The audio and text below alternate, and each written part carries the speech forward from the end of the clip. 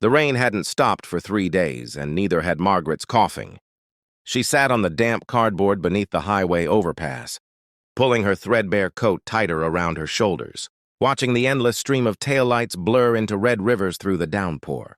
73 years on this earth, and it had come to this, invisible, forgotten, just another shadow that people hurried past without seeing.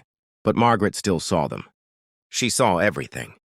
And tonight, she would see something that would remind a broken city what it meant to be human.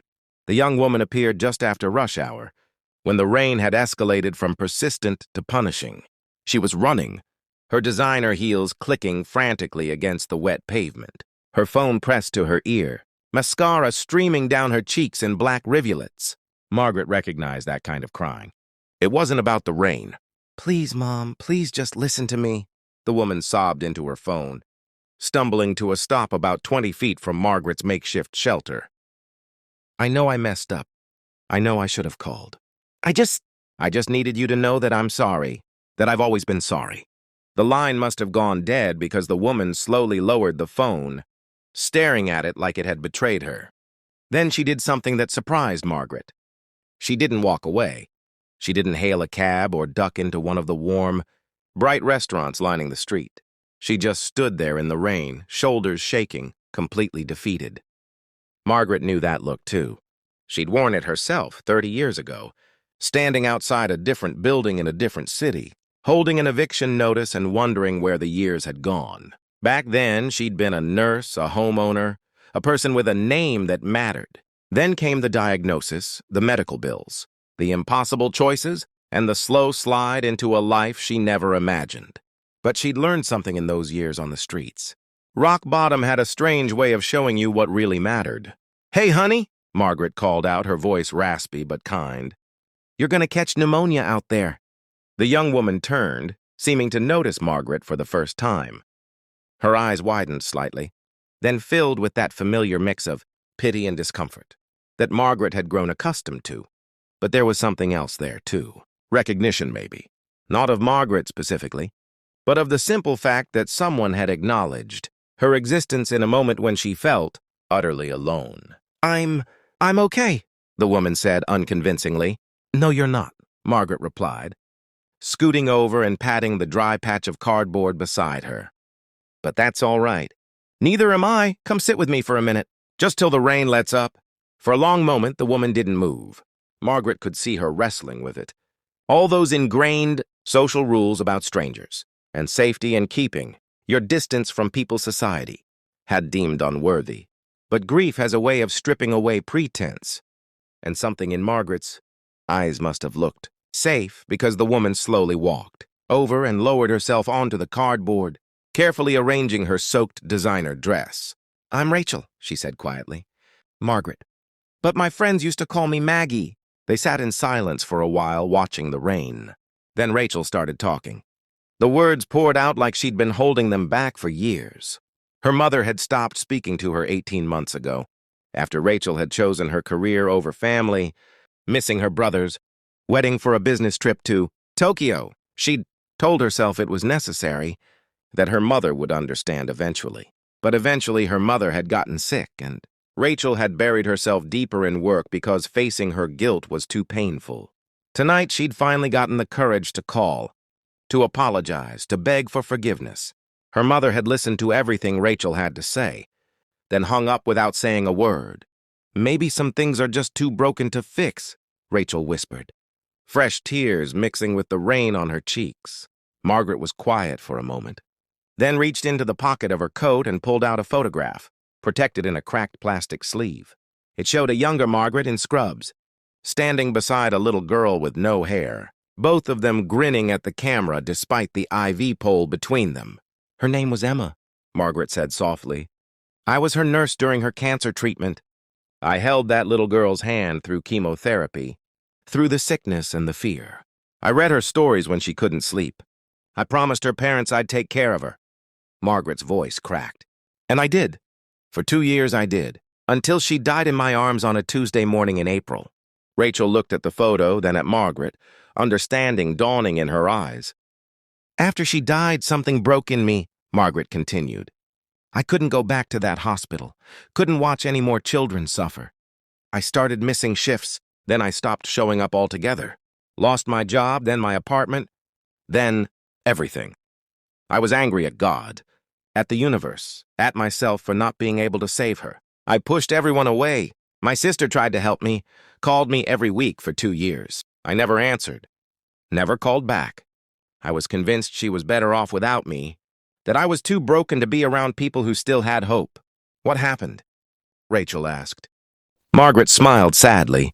She stopped calling. And you know what? That was the thing that finally woke me up.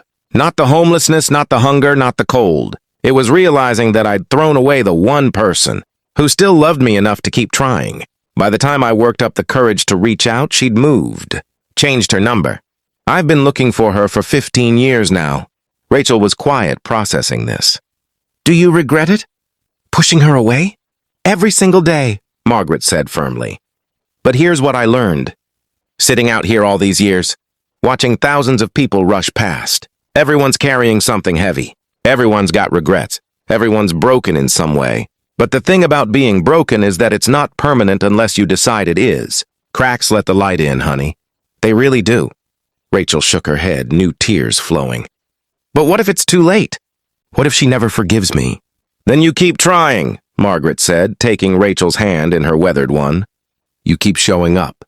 You keep saying you're sorry. You keep proving through your actions that you've changed. Maybe she'll come around. Maybe she won't. But at least you'll know you did everything you could.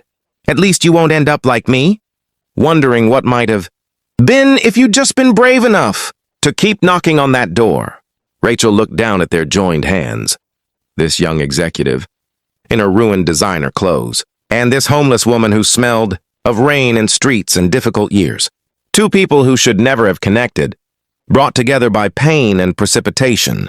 I'm so sorry, Rachel said, and Margaret knew she was apologizing for more than just Rachel's own situation.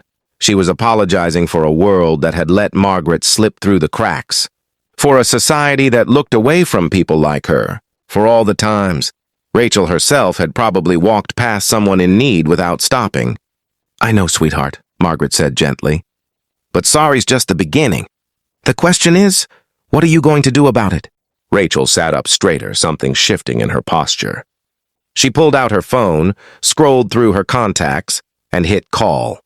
It rang 4 times before someone answered. Mom, Rachel's voice shook. I know you hung up on me. I know you're angry, and you have every right to be, but I'm not giving up. I'm going to call you every day. I'm going to show up at your door. I'm going to keep saying I'm sorry until you believe me, because Aunt Sarah always said that love isn't about grand gestures. It's about showing up consistently even when it's hard, especially when it's hard. And I should have remembered that before I lost 2 years with you. But I'm remembering it now, and I'm not going to forget again. There was a long pause, then Margaret heard a woman's voice, soft and tentative, come through the speaker. Every day? Every single day, Rachel promised, crying and laughing at the same time. Even if you don't answer, even if you tell me to go away, I'm going to show you that I mean it. Tomorrow's Saturday, the voice said, still cautious but with a hint of warmth. I make pancakes on Saturdays. Your father always liked the blueberry ones. I remember, Rachel said, her face transforming with hope. Is 7 too early? 7's perfect. And Rachel, bring your appetite. We've got a lot to talk about. When Rachel hung up, she turned to Margaret with a smile so bright it seemed to push back the darkness of the overpass. She's giving me a chance. She's actually giving me a chance. Of course she is, Margaret said. That's what mothers do. Trust me, I know. I was a daughter once, too, and I wasted too many chances. Don't waste yours. Rachel nodded, then seemed to notice something. It stopped raining. They both looked out at the street, where the downpour had finally ceased, leaving the world washed clean and glistening under the streetlights. Rachel stood slowly, then turned to Margaret with a determined expression. Come with me, she said. What? Come with me. There's a hotel 2 blocks from here. We'll get you a room, a hot shower, clean clothes, a warm meal. Margaret started to protest, started to refuse out of habit and pride, but Rachel cut her off. Please, she said simply. You just changed my life. Let me do something for you. And tomorrow, Tomorrow we're going to figure out how to find your sister." Margaret felt something crack open in her chest, something that had been frozen for a very long time. "You don't have to do that." "I know I don't have to," Rachel said, extending her hand. "I want to." "Because you're right. Sorry's just the beginning. Action is what matters. And I'm tired of being the person who walks past people who need help. I'm tired of putting my career before people. I'm tired of forgetting what really matters."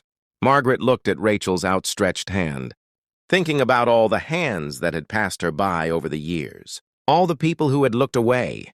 But here was this young woman, offering not pity but partnership, not charity but connection. She took Rachel's hand and stood, her joints protesting but her heart suddenly light. "Okay," she said, "okay." As they walked together toward the bright lights of the hotel, Margaret glanced back at the overpass, at the cardboard shelter that had been her home, at the place where two broken people had found each other in the rain. Tomorrow she'd wake up in a real bed. Tomorrow Rachel would have pancakes with her mother. Tomorrow they'd start searching for Margaret's sister. But tonight, on this rain-soaked street in this indifferent city, something miraculous had happened. Two strangers had seen each other, really seen each other, and in doing so had reminded each other of something essential: that kindness isn't weakness, that it's never too late to change, that being broken just means you're human, and that sometimes the people who save us are the ones we least expect. The rain had stopped, but its gift remained. Margaret had given Rachel the courage to keep trying, and Rachel, without even realizing it, had given Margaret something she hadn't felt in 15 years. Hope that her sister might still be out there, waiting for her to be brave enough to reach out one more time. In the end, that's what humanity is. Not perfection, but persistence. Not never falling, but always getting back up. Not being invulnerable, but being brave enough to stay vulnerable. To keep your heart open even when the world seems determined to close it. As they disappeared into the warm lobby of the hotel, a man on the street corner, who'd been watching the whole exchange, pulled out his phone and finally answered his father's call, the one he'd been ignoring for 3 days. A woman in the coffee shop across the street decided to volunteer at the shelter she'd been thinking about for months. A teenager walking past made a mental note to call his grandmother, just to say he loved her. Kindness, it turns out, is contagious. One act of seeing, really seeing, can ripple outward in ways we'll never fully know. And on a rain-soaked Saturday night in a city of millions, two people who had been invisible to each other hours before walked into the light together, carrying the weight of their pasts, but also the promise of their futures, proving that sometimes the most extraordinary human connections happen in the most ordinary moments, if we're just brave enough to stop, to see, and to care.